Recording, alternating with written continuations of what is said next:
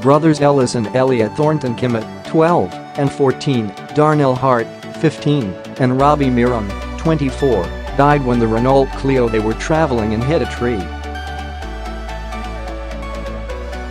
Father of two Anthoney Armour, 24, was also killed in the crash.All.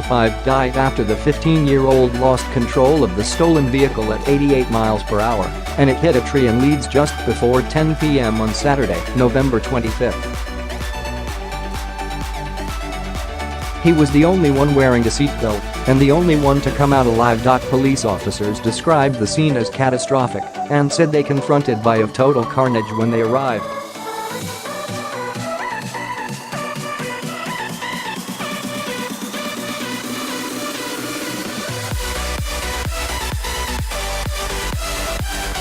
Jailing the boy, who cannot be named for legal reasons, at Leeds Crown Court today, Judge Peter Collier QC told him the night will forever shape his life. The court was told how all 5 of the boy's passengers died when they were thrown from the car as he lost control and struck a tree.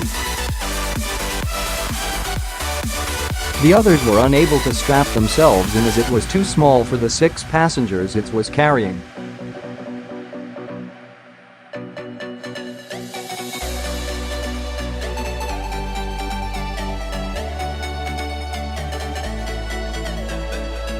The car was seen being driven dangerously around the city, overtaking on the wrong side of the road and speeding through red traffic lights at up to 80 miles per hour.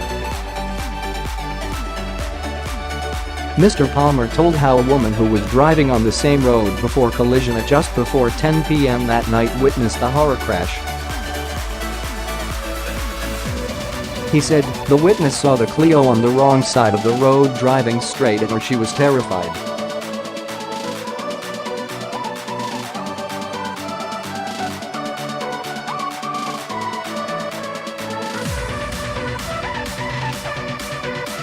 She could see a passenger lying face down near the driver's door and 2 others on the ground further up the road.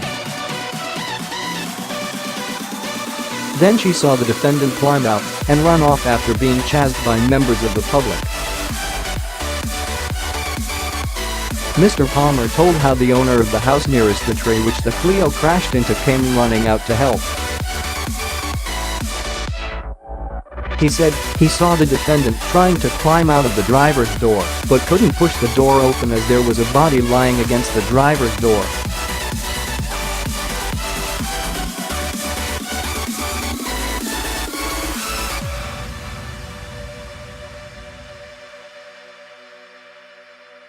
Mr. Palmer read out a statement from a collisions investigator stated the defendant had lost control at about 88 miles per hour when it mounted a grass verge and struck the tree. Mr. Palmer read, "The force of the impact split the car in 2, and all the passengers were ejected." The defendant appeared via video link dressed in a white shirt and black tie, answering only "yeah" to various questions.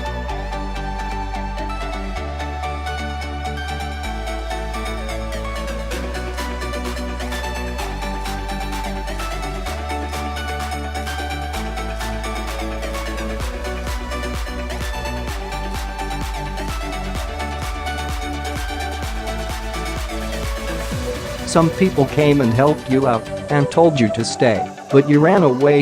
You then told a lot of lies to people saying that you had not been the driver."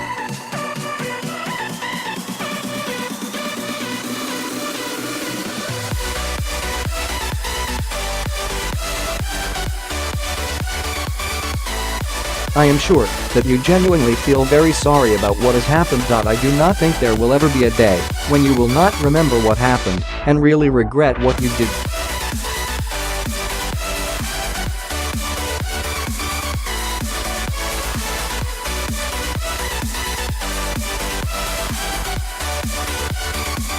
The 15-year-old boy who was at the wheel of the stolen car is starting a period in custody, but he also has to live with the deaths of those 5 people on his conscience for the rest of his life.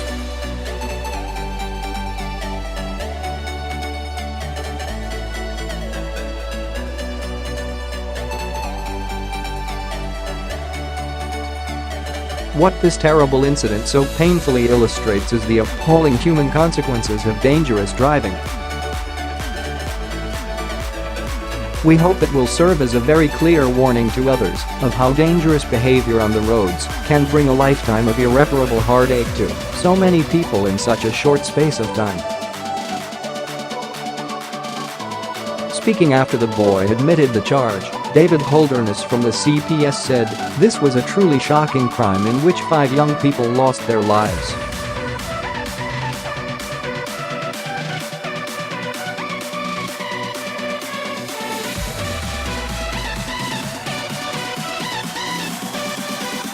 Tragically, his victims paid the price of the driver's utter irresponsibility with their lives. Our thoughts remain with their families and friends, and I hope the driver's admission of guilt today is of some comfort to them in their grief."